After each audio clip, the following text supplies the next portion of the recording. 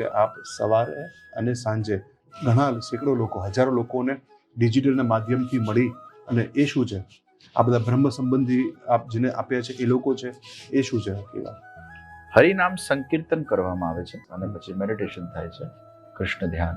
એટલે આ મારું આજીવન અનુષ્ઠાન છે. ઘણા બધાના જીવનના અંદર સ્ટ્રેસ, એન્ઝાયટી, ફિયર એ ઓછા થવા લાગ્યા છે.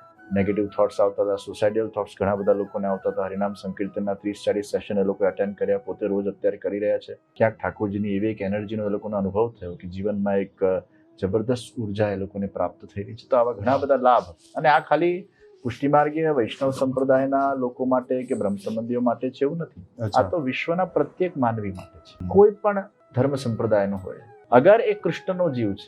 આજે એવા ઘણા બધા લોકો એ સમયમાં પણ જેમનામાં કૃષ્ણ માટેનો ભાવ પ્રગટ થયો હતો. તો આ પ્રત્યેક માનવી માટે છે. પ્રત્યેક માનવીના અંદર એ આધ્યાત્મિક ચેતનાને ઉજાગર કરવા માટેનું હરિનામ સંકીર્તન છે.